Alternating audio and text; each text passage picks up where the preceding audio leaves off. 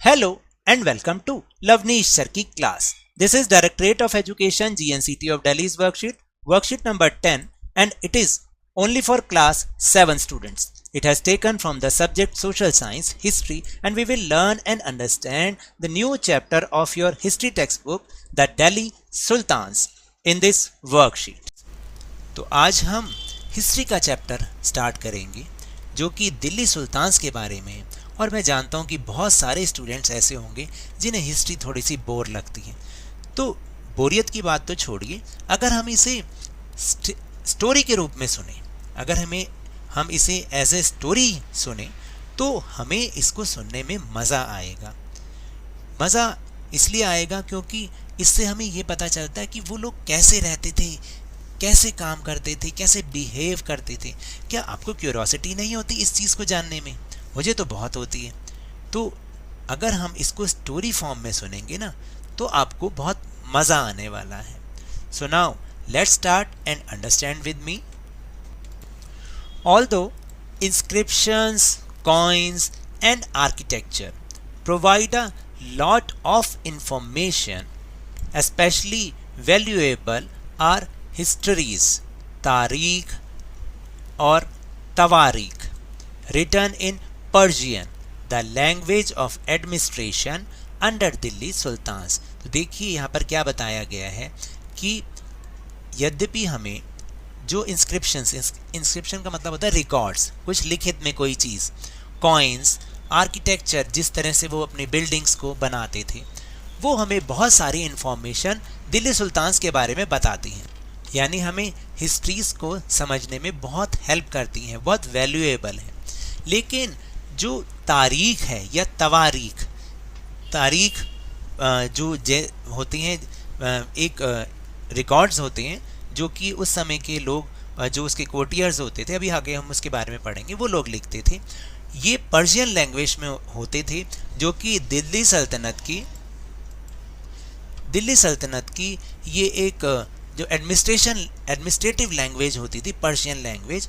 और दिल्ली सल्तनत के बारे में ये हमें बहुत ही इम्पॉर्टेंट इंफॉर्मेशन प्रोवाइड कराते हैं। अब व्हाट इज़ दिस तवारीख और तारीख? Let's find. The authors of तवारीख were learned man, just like secretaries, administrators, poets and courtiers, who both recounted events and advised rulers on governance, emphasizing the importance of just rule। इसका मतलब आप समझ रहे हैं कि क्या होता है? इसका मतलब होता है कि जो तवारीख के ऑथर्स होते थे ना, लिखने वाले जो लोग होते थे, वो बहुत ही लर्नड मैन होते थे, मतलब बहुत ही एजुकेटेड पर्सन होते थे, जैसे secretaries, administrators, poets and courtiers, जो उसके कोर्टियर्स होते थे। वो क्या करते थे? वो सारे इवेंट्स को रिकाउंट करते थे, मतलब उनको रिकैप करके उसको लिखते थे और अपने रूलर्स को एडवाइस भी करते थे। किस चीज़ पर एडवाइस करते थे? गवर्नेंस पर एडवाइस करते थे, और रूल वाली गवर्नेंस पर, मतलब बाय रूल जिस तरीके से चलना होता है उस तरीके से वो गवर्नेंस के लिए उनको एडवाइस करते थे। द ऑथर्स ऑफ तवारीख lived in cities, mainly Delhi, and hardly ever in villages. इसका मतलब ये कि जो ऑथर्स ऑफ तवारीख थे वो क्या थे? वो अक्सर दिल्ली में ही रहते थे, मेनली दिल्ली और सिटीज़ में ही रहते थे, और वो शायद ही कभी विलेजेस में रहे हों। They often wrote their histories for sultans in the hope of rich awards। और आपको बताऊं कि वो जो अपनी हिस्ट्रीज लिखते थे ना, वो केवल और केवल सुल्तान्स के लिए लिखते थे, इस उम्मीद में कि वो उनको बहुत सारा रिवॉर्ड करेंगे, बहुत सारा रिवॉर्ड देंगे। These authors advise rulers on the need to preserve an ideal social order based on birthright and gender distinctions। और इसके साथ साथ वो किंग को, जो सुल्तान होते थे, उनको ये एडवाइस करते थे कि एक ऐसी सोसाइटी बनाई जाए जिसमें बर्थ राइट और जेंडर डिस्टिंक्शंस को मतलब उसको इम्पोर्टेंस दी जाए। मतलब वो उनको ये बताते थे कि जो जैसे ये जो आपका सुल्तान वाला जो राइट है वो बर्थ राइट है कि आपके बाद आपका बेटा बनेगा, फिर उसका बेटा बनेगा। तो और साथ साथ वो ये भी बताते थे कि जेंडर डिस्टिंक्शंस मीन्स मतलब जेंडर डिस्क्रिमिनेशन हो, ऐसी सोसाइटी को रूलर्स को बनाना चाहिए, उसके लिए वो एडवाइस करते थे। Their ideas were not shared by everybody, और जो उनके आइडियाज़ होते थे, यहाँ पे थोड़ा सा ऐसा लिखा है कि नॉट शेयर्ड बाय एवरीबॉडी, मतलब उनको बहुत ज़्यादा लोग पसंद नहीं करते थे, क्योंकि वो उन लोगों के बारे में थोड़ी लिखते थे, और बल्कि सुल्तान्स को वो इस तरीके के सोशल सोसाइटी बनाने के लिए भी वो उनको एडवाइस करते थे कि जिसमें जेंडर डिस्क्रिमिनेशन हो और बर्थ राइट की बात हो। And the next topic is Delhi's first became the capital of a kingdom under the Tomar Rajputs. और हमने क्या समझा अब कि भाई जो दिल्ली थी वो सबसे पहले जो राजधानी बनी वो किस किंगडम की बनी? तोमर राजपूत के किंगडम की बनी, who were defeated in the middle of the 12th century by Chauhans, also referred to चहमन्स of Ajmer. और फिर आपको बताऊं कि 12वीं सेंचुरी में, 12th सेंचुरी में उन्हें चौहान्स ने, जो कि अजमेर के चौहान्स थे जिन्हें चहमन भी बोला जाता था, उन्होंने इन तोमर जो राजपूत थे उनको डिफीट कर दिया, उनको हरा दिया। It was under the Tomars and Chauhans that Delhi become an important commercial centre. और इन्हीं तोमर्स और चौहान्स की जब उनका रूल था उसमें दिल्ली जो है वो एक बहुत इम्पॉर्टेंट कमर्शियल सेंटर बन गई, यानी यहाँ पर कमर्शियल एक्टिविटीज़ बहुत जोरों शोरों से शुरू हो गई। Many rich Jain merchants lived in the city and constructed several temples. और यहाँ पर बहुत बहुत समृद्ध, बहुत अमीर जैन व्यापारी लोग भी रहते थे जिन्होंने बहुत सारे मंदिरों का निर्माण करवाया। Coins minted here called Dehliwal had a wide circulation. और जो बहुत ज़्यादा चलन में जो कॉइन्स होते थे जिनको देहलीवाल कहा जाता था, वो भी यहाँ पर ही गढ़े जाते थे, बनाए जाते थे। मिंट का मतलब बनाए जाते थे। The transformation of Delhi into a capital that controlled vast areas of the subcontinent started with the foundation of Delhi sultanate in the beginning of 13th century. और 13th सेंचुरी के आते आते ये एक ऐसी इम्पॉर्टेंट कैपिटल बन गई दिल्ली सल्तनत के नाम की, जो कि सब कॉन्टिनेंट के एक बहुत बड़े वास्ट एरिया पर कंट्रोल कर रही थी। फिर इसी की साइड में अगर आप देखेंगे तो यहाँ पर एक लिस्ट दे रखी है, which is rulers of Delhi, Rajput dynasties.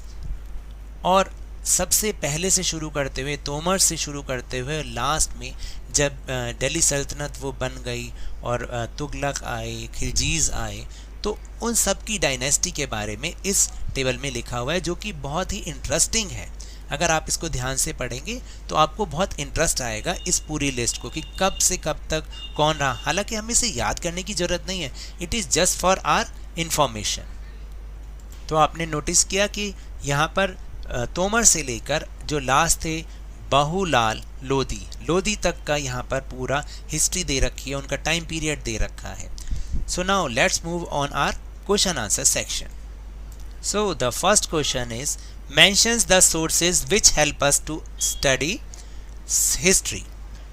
तो क्या इसका आंसर हो सकता है? Records, coins, building art and तवारीख can help us to study history.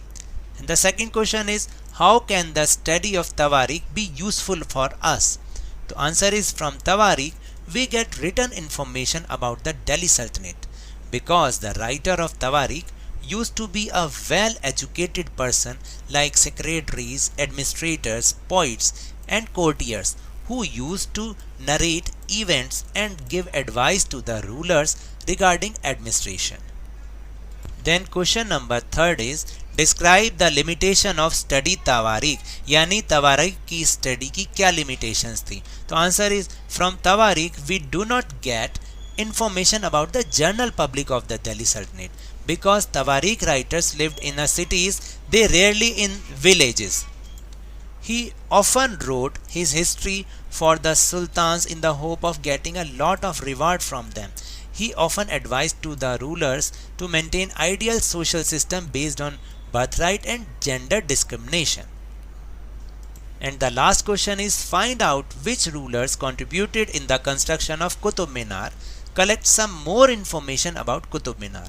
तो answer is the construction of Qutub Minar was started by Qutubuddin Aibak but he built only the basement. उन्होंने केवल बेसमेंट बनाया था. The tower was later built by his successor Iltutmish who built 3 more stories. The last 2 floors were completed by Firoz Shah Tughlaq. तो there are 3 rulers which contributed in the construction of Qutub Minar. And the other information is Qutub Minar is a huge 73-meter high tower built in 1193 by Qutbuddin Aibak. This tower is the tallest tower in India. पूरे India में ये tallest tower है. 5 stories and complete with balconies के साथ. The first 3 stories of Qutub Minar are made of red sandstone, यानी वो लाल बलुआ पत्थर से बना हुआ है. And the last 2 are made of marble and sandstone. तो जो last 2 stories हैं वो संगमरमर और बलुआ पत्थर से बना हुआ है. So now that's all for this worksheet. अगर मेरे इस तरह समझाने से आपको थोड़ा सा भी समझ में आया हो तो इस चैनल को ज़्यादा से ज़्यादा सब्सक्राइब कीजिए, लाइक कीजिए और बहुत ज़्यादा शेयर भी कीजिए. और हाँ, मेरे साथ इसी तरह ईजी वे में वर्कशीट को समझिए और बहुत मेहनत से, बहुत लगन के साथ आप पढ़ते रहिए. और अगर आपको कोरोना वायरस से बचना है तो आप मास्क जरूर लगा के रखिए. अपने हाथों को रेगुलरली सोप और वाटर से वॉश करते रहिए, क्योंकि जब तक कोई दवाई नहीं तब तक कोई ढिलाई नहीं. Thank you very much.